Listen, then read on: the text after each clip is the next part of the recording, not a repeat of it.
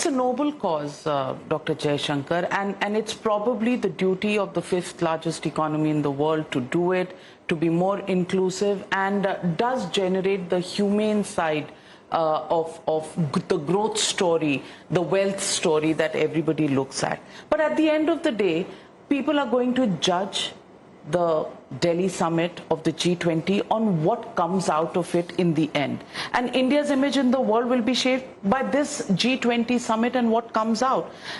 As foreign minister, you have traveled a lot, you have a first-hand sense of what happens, but the fact that Russia, Ukraine and Western countries have made statements about their discomfort on the conflict, and that India, its own relations with Russia create a conundrum there. There has also been speculation about China. How sure are you that there will be an agreement at the end of the G20 summit? Because that's when India can stand up and say, just like in Bali, you played, the Prime Minister played a very crucial role. How do we get that breakthrough in New Delhi? Look, I am convinced, based on my own contacts, that every country coming to Delhi feels that sense of responsibility.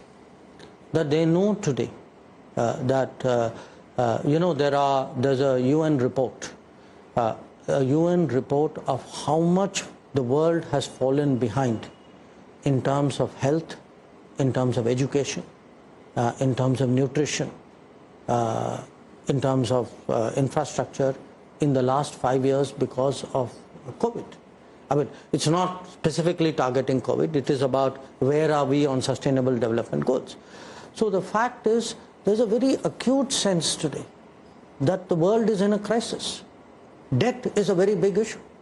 You saw what happened in Sri Lanka. There are today double-digit number of countries who are groaning under debt, who are defaulting on their payments. So, the real concerns which will be debated, do understand one thing. The G20 is not the UN Security Council.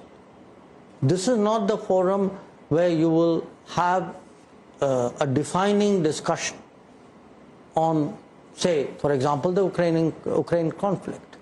But you will have a defining discussion on global growth and development. Now, I grant you that, it is not that you can wish away conflicts or say that they do not have an impact on the world. That is a very understandable view to have. So, my sense is, there will be many issues. The issues will be prioritized. People will come at it from their national positions. That's also what diplomacy is about. But our responsibility, in a way, would be to make sure that everybody comes here understanding, what is at stake.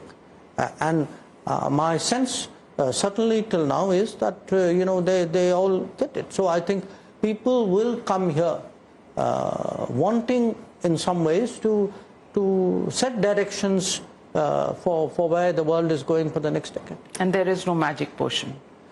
Well, diplomacy is not about magic potions. It's a far more arduous and not always palatable exercise.